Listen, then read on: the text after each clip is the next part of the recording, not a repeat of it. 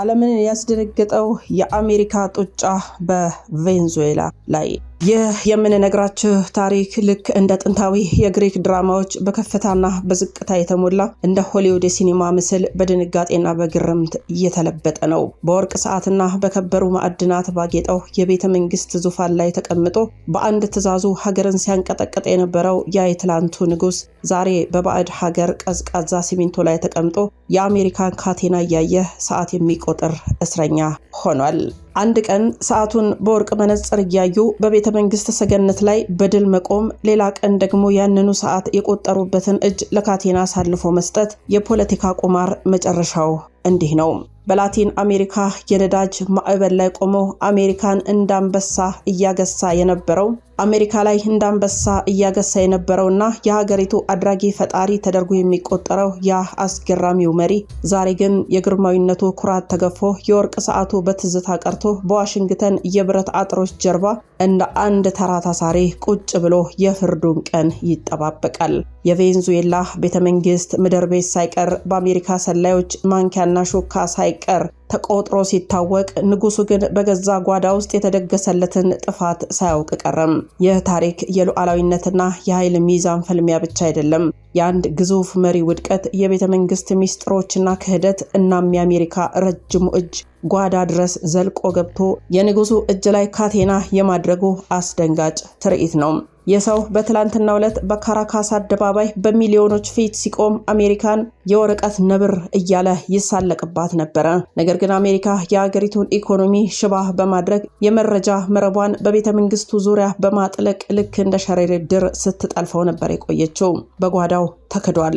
አሜሪካ የቤተ መንግስቱን ካርታ ብቻ ሳይሆን መሪው የሚወደው ምግብ፣ የሚተኛበትን ሰዓትና የልብ ወዳጆቹን ማንነት ሳይቀር በዝርዝር አጥንታ ነበርም። ያ በወርቅ ያጌጠ እጅ ካቴና ሲገባ የዓለም መገናኛ ብዙሃን በድንጋጤ ተዋጡ። ሀያላን ሀገራትና መሪዎቻቸው ሳይቀሩ ተንቀጥቅጠዋል። ንጉሱ ታሰረ የሚለው ዜና በቬንዙዌላ ሰማይ ስር እንደ መብረቅ ተሰማ። ዛሬ ያ ሰው ባለበት እስር ቤት ውስጥ የወርቅ መነጽር የለም፣ በክብር የሚያጅቡት ወታደሮች የሉም። ያለው የአሜሪካ ፌዴራል ፖሊሶች ጥብቅ ቁጥጥርና ለምን እንዲሆነ የሚል የጸጸት ጥያቄ ነው። ለመሆኑ ይህ ታሪክ ምንድን ነው? ዛሬስ ያለው መረጃ ምን ይመስላል? ቀጣይ ሀገራትና ቀጣይ መሪዎችስ እነማን ናቸው? ሁሉንም በጥልቅ እንፈትሸዋለን። ሰላምን ከጤና ፍቅርን ከበረከት ጋር ተመኘንላችሁ ወደ ቤተሰቦቻችን በያላችሁበት የዓለም ዳርቻ ሁሉ እንደምን ቆያችሁን። በዚህ ከላይ በመግቢያችን ባስደመጥናችሁ ርዕሰ ጉዳይ አብረን ቆይታ እናደርጋለን። ይህ ጉዳይ እንግዲህ በርካቶችን ከትልቅ እስከ ትንሽ ከምሁር እስከ ፖለቲከኛ እጅግ በጣም ያስደነገጠ፣ በተለይ ደግሞ የሀገራት መሪዎችን ከው ያደረገ አዲስ የ2026 ክስተት ነው ማለት ነው። በአሜሪካና በቬንዙዌላ መካከል ያለው ፍጥጫ ልክ እንደ ሆሊውድ የሲኒማ ምስል የሚታይ ሆኗል። በውስጡ ግን እጅግ ጥልቅ የሆነ የጂኦፖለቲካ ቁማር፣ የነዳጅ ሽታና የስልጣን ሽኩቻን ይዟል። የአሜሪካ ረጅሙ እጅ እንዴት ሉዓላዊ ሀገራት ጓዳ ድረስ እንደምትገባና የቬንዙዌላው ድራማ እንዴት እዚህ ደረጃ ላይ እንደደረሰ ነው በዝርዝር የምንመለከተው። ቀደም ባሉት ጊዜ እንግዲህ ከወራት በፊት ከኢራን በመቀጠል ደግሞ ናይጄሪያን ነበረ አሜሪካ ስትደቁስ የከረመችው። አሁን ደግሞ ተረኛዋ ቬንዙዌላ ምን ገጠማት የሚለውን በጥልቁ ነው የምንፈትሸው። አብራችሁ ስለምትሆኑ ከወዲሁ እናመሰግናለን። ሮማን ጸጋዬ ነኝ ከአክሱም ቲዩብ። ሰናይ ቆይታ ይሆንላችሁ። ጥንት በሁለቱ ሀገራት መካከል የነበረው ግንኙነት የጥቅም ነበረ። ቬንዙዌላ በዓለም ትልቁን የነዳጅ ክምችት የያዘች ሀገር በመሆኗ አሜሪካ የቅርብ ደንበኛዋ ነበረች። ነገር ግን በ1999 ሁጎ ቻቬዝ ስልጣን ላይ ሲወጡ የ21ኛው ክፍለ ዘመን ሶሻሊዝም በሚል መሪ ቃል የአሜሪካን የበላይነት መቃወም ጀመሩ። ቻቬዝ ነዳጁን ለድሆችና ለሀገር ግንባታ እናውላለን ሲሉ አሜሪካን የኢምፔሪያሊዝም ጋኔን ብለው መጥራት ጀመሩ። ቻቬዝ ሲሞቱ የተተኩት ኒኮላስ ማዱሮ ደግሞ ይህንኑ ጸረ አሜሪካ መንገድ ተከተሉ። ይህም አሜሪካ ይህ የደጅ ደጃችን የሆነው ቀጠና በጠላቶቻችን ሩሲያና ቻይና መጫወቻ መሆን የለበትም የሚል ውሳኔ ላይ እንድትደርስ አደረጋት። አሜሪካ የአንድን ሀገር መሪና ባለስልጣናት ልክ እንደ ተራ ወንጀለኛ አድኖ የመያዝ ስልቷ እጅግ አስደንጋጭና እንዲሁም አሳፋሪ ነው። ስር መሰረቱን እስኪንፈትሽ ስለ አሌክስ ሳብ እናንሳም። አሌክስ ሳቭ ማለት የቬንዙዌላ የገንዘብ ዝውውርና ማዕቀብ የመጣስ ስራዎችን የሚሰራ የጥላ መንግስቱ ቁልፍ ሰው ነበረም።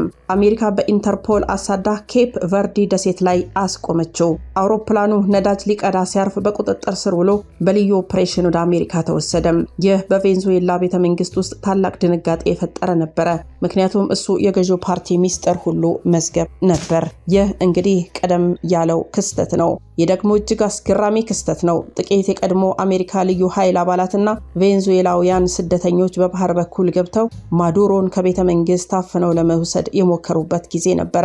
ሙከራው ቢከሽፍም አሜሪካ የሀገሪቱን የቤተ መንግስት ካርታ፣ የጥበቃ ሁኔታና የመሪዎቹን እንቅስቃሴ እስከ መኝታ ቤታቸው ድረስ እንደምታውቅ ማሳያ ነበረ።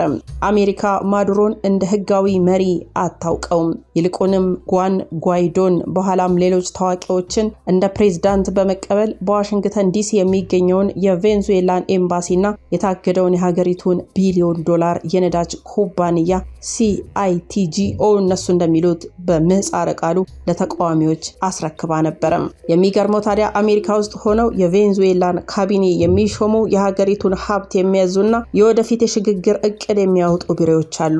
ይህ የጥላ መንግስት ታዲያ ምስረታው አሜሪካ የፈለገችውን ሀገር ሉዓላዊነት በራሷ ትርጓሜ እንደምትሰርዝ ያሳያል። አሜሪካ ይህንን የምታደርገው በሶስት ዋና ዋና ጉልበቶቿ ነው። አንደኛ የዶላር የበላይነቷ ነው።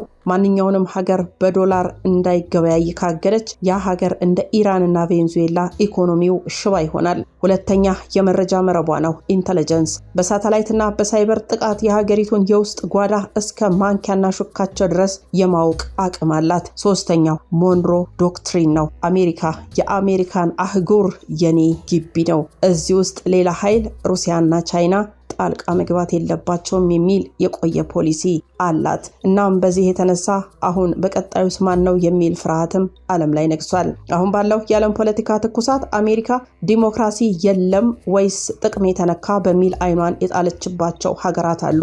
አንደኛዋ ኒካራጓ ናት። በዳንኤል ኦርቴጋ የሚመራው መንግስት ቀጣዩ የጫና ማዕከልና የአሜሪካን ጡጫ የሚቀምስ ነው ተብሎ እየተጠበቀ ነው። ሁለተኛው ኩባ፣ የቆየው ቁርሾ አሁንም እንደቀጠለ ነው። ከሰሃራ በታች ያሉ አፍሪካ ሀገራትም አለላቸው እየተባለ ነው። እንደ ኒጀር፣ ማሊ ያሉ ሀገራት ከሩሲያ ጋር ወታደራዊ ትብብር ማድረጋቸው አሜሪካን ክፉኛ አስቆጥቷታል። ናይጄሪያን በአካባቢው የአሜሪካን ጥቅም በማስጠበቅ ረገድ ካልተባበርሽ የሚል የዲፕሎማሲ ቡጢ ሊያርፍባት ይችላል ተብሎ ተሰግቷል። ወደ ዋናው ነጥባችን እንነሳ። ወደ ቬንዙዌላ። በአንድ ወቅት ቬንዙዌላ የላቲን አሜሪካ ፓሪስ ነበረች። ካራካስ በዘመናዊ ህንፃዎች ያሸበረቀች፣ ነዳጅ እንደ ውሃ የሚፈስባትና ዜጎቿ በቅንጦት የሚኖሩባት ሀገር ነበረች። ነገር ግን አሜሪካ የኢኮኖሚ ማዕቀብ የተባለውን የማይታይ ግን ደግሞ ገዳይ መርዝ ስትረጭባት ያ ሁሉ ብርሃን ወደ ጨለማ ተቀየረም። አሜሪካ መጀመሪያ ያደረገችው የቬንዙዌላን የደም ስር መቆረጥ ነበረ። ቬንዙዌላ 95 በመቶ የምታገኘው ገቢ ከነዳጅ ሽያጭ ነው። አሜሪካ CITGO በምህጻረ ቃሉ የተባለውን የቬንዙዌላን ግዙፍ ኩባንያ በማገድ እናም የሀገሪቱን ነዳጅ ማንም እንዳይገዛ በማገድ የካራካስን ካዝና እርቃን አስቀረችው። የሀገሪቱ የነዳጅ መርከቦች በባህር ላይ እንደ መናፍስት መርከብ ይንሳፈፉ ጀመረ። የሚገዛቸው አጥተው ሳይሆን አሜሪካ የገዛውን እቀጣለሁ ስላለች ሁሉም ፈሩ። ወርቅ የያዘ ነዳጅ ጭነው ዳቦ መግዣ አጡ። አሜሪካ ቬንዙዌላን ከዓለም አቀፍ የገንዘብ ዝውውር ስዊፍት ስታግድ የሀገሪቱ ገንዘብ ቬሊቫር ዋጋው እንደ በረዶ ቀለጠም። ቬንዙዌላ ጎዳናዎች ላይ ሰዎች ገንዘቡን እንደ ቆሻሻ ሜዳ ላይ ሲጥሉ ታየ። 1 ኪሎ ሽንኩርት ለመግዛት 1 ጋሪ ሙሉ ገንዘብ መያዝ ግድ ሆነ። ሱቆች ባዶ ሆኑ። የረሃብ ፖለቲካ ተነሳም። ማቀዝቀዣዎች በምግብ ፈንታ በውሃ ብቻ ተሞሉ። የአሜሪካ ህዝቡ ተቆጥቶ መንግስቱን እንዲገለብጥ የነደፈችው የስነ ልቦና ጦርነት አካል ነበረም። አሜሪካ የቬንዙዌላን ቤተ መንግስት ሚራፍ ሎሬንስ ልክ እንደ እጇ መዳፍ ታውቀዋለች። የማንኪያና ሹካውን ሚስጥር እስኪናንሳ የአሜሪካ የስለላ ተቋማት CIA በቤተ መንግስቱ ውስጥ ባሉ አገልጋዮች፣ ጥበቃዎች፣ ባለስልጣናት ውስጥ አድርገው በመግባት ፕሬዝዳንት ማዱሮ በየትኛው ክፍል እንደሚተኙ፣ ምን እንደሚመገቡና ከማን ጋር እንደሚነጋገሩ፣ ፍላጎታቸው፣ አመጋገባቸው ምን እንደሆነ በየደቂቃው መረጃ ይደርሳቸዋል። የሳይበር ከበባ እንደ አውሮፓውያኑ የዘመን ቀመር በ2019 የቬንዙዌላ የኤሌክትሪክ ኃይል ሙሉ በሙሉ ተቋርጦ ሀገሪቱ ለቀናት በጨለማ ስትዋጥ ማዱሮ ይህ የአሜሪካ የሳይበር ጥቃት ነው ብለው ከሰሱ። ሆስፒታሎች ጨለማ ውስጥ ሆኑ። ሰዎች በመተንፈሻ ማሽን እጦት ሞቱ። ይህ አሜሪካ ከፈለኩ ቁልፉን ዘጋዋለሁ የሚል መልእክት ያስተላለፈችበት ነበረም። ታዲያ የአሌክስ ሳብ መያዝ በቬንዙዌላ ታሪክ ውስጥ ትልቁ የክህደት ፊልም ተደርጎ ተወሰደም። አሜሪካ እሱን የያዘችው ልክ እንደ አንድ አደገኛ የአደንዛዥ እጽ አዘዋዋሪ ነበረ። ይህ ሰው ለፕሬዝዳንቱ መተንፈሻ ሳምባው ነው ማለት ይቻላል። አፈናውን እንየው። አውሮፕላኑ ኬፕ ቨርዴ ላይ ሲያርፍ የአሜሪካ ወኪሎች በዙሪያው ነበሩ። ምርመራው የታሰረበት አይኑን ተሸፍኖ እጆቹ በካቴና ታስረው ወደ ዋሽንግተን ሲወሰዱ ማዱሮ ታጋቾችን እየመለስኩ እሱን አስፈታለሁ ብለው እስከ መማፀን ደርሰዋል። የሚገርመው ታዲያ አሜሪካ በቅርቡ እሱን የፈታችው ቬንዙዌላ ውስጥ የታሰሩ አሜሪካውያንን ለመለወጥ በሚስጥር በተደረገ የቤተ መንግስት ድርድር ነው። ይህ የሚያሳየው ፖለቲካው ምን ያህል የቆሸሸና ለተመልካች ግራ የሚያጋባ መሆኑ ነው። አሁን ዓለም ላይ ያለው ትከሻ መለካካት ወደ አዲስ ምዕራፍ የተሸጋገረ ይመስላል። አሜሪካ ቬንዙዌላን ሽባ አድርጋ ብታቆያትም ማዱሮ ግን በሩሲያ በቻይናና በኢራን ድጋፍ የመኖር ጥበብን ተምረው ነበርም። በርካቶች አሜሪካን ጀግና ነሽ ሲሉ ያሞካሹበትን ጉዳይ ደግሞ እስኪንፈትሸው። የምርም አሜሪካ የቬንዙዌላን የሌሎችም ሀገራት መሪዎችን ጎትታ ስላወጣች ጀግና ናት ወይስ እሷም ዲክታተር ናት? ታሪክ ደጋግሞ እንደነገረን በአንድ ሀገር ላይ የለውጥ ነፋስ ሲነፍስ ያ ነፋስ ከቤት ውስጥ የመነጨ ካልሆነ መጨረሻው ውድመት ነው። አሜሪካ ለዲሞክራሲ በሚል ስም ጓዳ ድረስ ገብታ የደቆሰቻቸው ሀገራት ዛሬ ላይ የት ይገኛሉ ብላችሁ ራሳችሁን ጠይቁ። የሊቢያው ቁልቁለት ከብልጽግና ወደ ባርነት ገበያ ነበር የሄዱት። ሙአመር ጋዳፊን እናስታውስ። ሊቢያ በነዳጅ ሀብቷ አፍሪካ ልታንቀሳቀስ የራሷን ወርቅ ላይ የተመሰረተ ገንዘብ ልታወጣ ስትቃረብ አሜሪካና አጋሮቿ ህዝቡን እናድናለን በሚል ሰበባዊ ሰበብ ገቡ።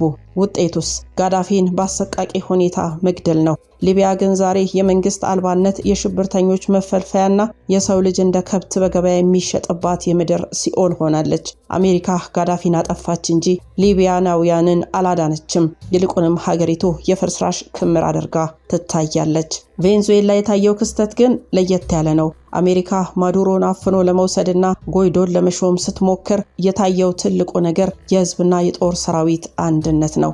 ታሪካዊውን እውነት እስኪንፈትሸው አንድ ሀገር መሪዋ በባዕድ ኃይል ታፍኖ ሲወሰድ ህዝቡ ማድረግ ያለበት ትልቁ ነገር ውስጣዊ አንድነትን ማስጠበቅ ነው። ምክንያቱም የውጭ ኃይል የሚመጣው ለህዝቡ ነጻነት ሳይሆን ለሀገሪቱ ነዳጅና ስትራቴጂካዊ ጥቅም ነው። ቬንዙዌላም ህዝቡ ሰራዊቱን ለአሜሪካ እጅ ባለመስጠታቸው ሀገሪቱ እንደ ሊቢያና ኢራቅ ሙሉ በሙሉ እንዳትፈርስ አድርጓታል።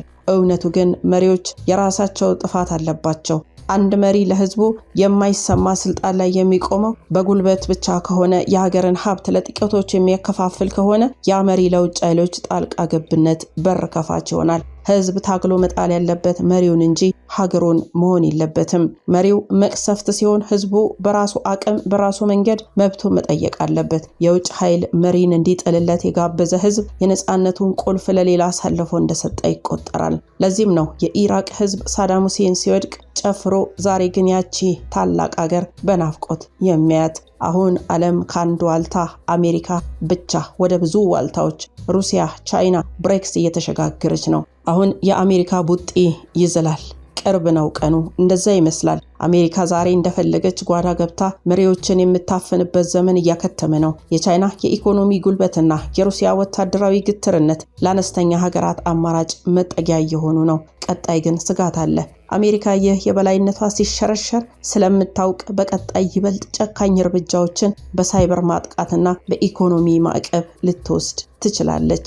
አንድ ሀገር ሉዓላዊነቷ የሚከበረው መሪዋ በወርቅ ሰዓት ስለተዋበ ሳይሆን ህዝቡ በመሪው ላይ እምነት ሲኖረውና ሰራዊቱ የአገር ድንበር ጠባቂ እንጂ የቤተ መንግስት ዘበኛ ብቻ ካልሆነ ነው። አሜሪካ በሊቢያ ያሳየችን የዲሞክራሲ ጭንብል እናም በቬንዙዌላ የታየው የካቴና ፊልም አንድ ትልቅ መልእክት አላቸው። ከባዕድ ኃይል ነጻነትን የሚጠብቅ ህዝብ ለባርነት አዲስ ጌታ እየመረጠ ነው። አሁን ያለው የዓለም ሚዛን ለኢትዮጵያና ለሌሎች የአፍሪካ ሀገራት ትልቅ ዕድል ይዟል። የውጭ ኃይሎች እርስ በርስ ፍላጎት በማጣጣም የራሳቸውን የውስጥ ዲሞክራሲ በማጠናከር የቬኔዙዌላን የሊቢያን ዕጣ ፈንታ ማስቀረት ይችላሉ።